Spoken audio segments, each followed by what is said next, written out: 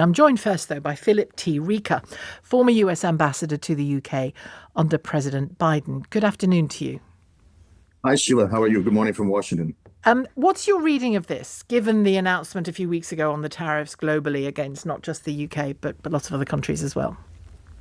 Well, certainly there's a theatricality about it. And as you noted, we'll all be watching for the metaphorical smoke from the Oval Office at 10 a.m. Eastern time here in the US, 3 o'clock your time there in London. Exactly what it will be, we're not sure. White, black, some shade of gray. President Trump did tweet, or whatever we call the social media postings these days, early this morning, as is his wont, acknowledging that an agreement with the United Kingdom will be, as he put it, a full and comprehensive one that will cement the relationship between the UK and the US for many years to come. And of course, there's no loss on the symbolism of the 80th anniversary of VE Day. I'm sure that's on the president's mind, and making this the first of the many, many trade deals that he has promised. So exactly what will be in it, we'll have to see. That's part of President Trump's way of running this reality show, is to keep people in anticipation without a lot of detail coming out first. But it's certainly a significant moment. One of the fears, founded or not, that some political opponents have said about this deal, even when it was a different government in power looking at a deal with the US, is fears over the NHS, both parts of the NHS and of patient data as well. What's your sense of things around that? Certainly, we haven't heard a lot about the NHS. I remember during my time when I was sent to be interim ambassador in London, that was often raised as an area of great concern. That hasn't been something that's been talked about much. I suspect this announcement will focus more on some of the general things like automobiles, the auto sector. I think you mentioned, of course, the steel and aluminium, which has been an ongoing problem that has not been able to be resolved throughout successive administrations. And of course, the digital sales tax, that could be an area where you see some sort of reduction. Obviously, the Bank of England was feeling this was a positive sign, and dropping interest rates there. Here in the US, we'd not see the Federal Reserve drop interest rates, much to the ire of President Trump. But to your question, I don't think the health sector will be something that we'd be focusing on at this stage. Even though pharmaceuticals is a big export from the UK, isn't it? Certainly, that could be a sector that is of interest, big export there. And of course, the president is pursuing these deals with, as he puts it, dozens of countries. He needs a little bit of a win. I mean, his political agenda in these first 100 plus days, which was focused on solving the war between Russia and Ukraine, solving the Middle East issues, neither of those has come through. And there's been a great deal of concern and pushback as the impact and potential impact of his tariff plans comes into play and into reality. So you've seen the tariffs announced, pulled back, suspended. This will be a step, and we'll just have to see how much is really there. There has been, in the past, of course, a tendency to hyperbole, but I do think it's true to say that doing this with the UK does underscore the importance of the US-UK relationship.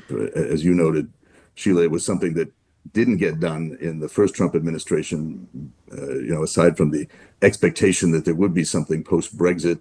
Nothing moved forward in the Biden administration. And now in Trump's second term in office, I think he wants to see something move ahead that he can obviously announce today with some fanfare. You do sometimes wonder whether a different government is necessary for some things to be unlocked, not necessarily because of their skills, but because of the fact of it, the fact of a new administration.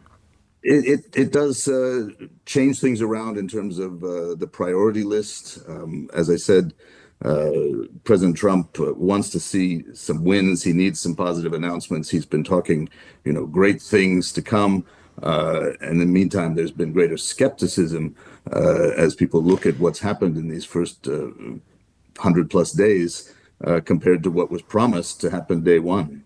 I was saying at the beginning there, it looks to be more of a tariff mitigation deal than a full and comprehensive deal, as Donald Trump announced it. We know he's prone to hyperbole, as you said, prone to exaggeration. But let's say there is something more than that in it. It's going to be interesting to see what, isn't it? Because Keir Starmer has said a number of times, you're talking about Donald Trump needing a win. Keir Starmer needs a few political wins himself. He has said many times, I don't have to choose between the US and the EU. The UK can do deals with both. We can work with both. He will want this deal to not preclude changes that he wants to make with the EU, won't he? He'll want it not to stymie those in any way. Keir Starmer. And I think, that's a positive thing. I agree with the premise that this isn't zero sum. It's important for the UK to have a good and solid post-Brexit relationship with the EU. And ironically, perhaps, it was some of Donald Trump's actions, particularly on the security front, discussions about the relationship in terms of security and defense across the Atlantic. Ironic a bit, given today is VE Day, but that pushed Starmer and even Macron closer together, which I think was an important thing to move that along. During my time in London in 21 and 22, that was a very difficult relationship where there was almost no real engagement between the UK and Brussels or key member states like France. There was a certain anger and resilient disappointment over the Brexit decision. That's been a positive thing. I think to have a positive engagement then with Washington is yet another good thing for the UK, for Starmer, obviously, as the prime minister. But I think it's good for the United States as well to start seeing some movement here. It may give people some renewed confidence that there is a method to what has often seemed like madness in terms of this tariff policy. Well, I'm glad you've taken us to that sort of terrain, because I was going to ask you to zoom out with me for a bit on this and ask what it is you think President Trump is up to, and I don't mean that to sound as suspicious as it did, that question. I mean, he has his what's he up to? He has his own. The US has its own problems, doesn't it, with debt? But he also seems to be accepting and possibly even accelerating the fact that the world is becoming a multipolar world, not a unipolar world. Well, it's true. We have merged into a different era, just as this 80th anniversary of VE Day perhaps suggests, that we are moving well beyond the greatest generation. I think we need to keep the greatest generation well in mind as we consider the challenges, particularly when it comes to security. But that's obviously linked to the prosperity column of the ledger, the economics of this. I think there's been a great deal of concern because the tariff policy or plans have seemed to be so uncertain. And uncertainty, of course, is what markets and businesses don't like. They want to know the path ahead. And people, just ordinary people, don't like it either. They want, Yes, exactly. And you've seen that in polling data here. You've seen it in the town hall meetings that even Republican members of Congress, where Trump holds almost complete control over them, where they've been going back to some fairly angry constituents saying, what is going on here? So perhaps it's time to start bringing a more positive tone to what's been rather bleak often coming out of the White House in terms of the way ahead. What exactly President Trump wants is hard to know. I think no clear strategy has come out. Is this about returning manufacturing to the United States? Is it about reducing deficits? Is it about reducing the income tax? There's a major bill before the U.S. Congress on that, a key part of the Trump agenda.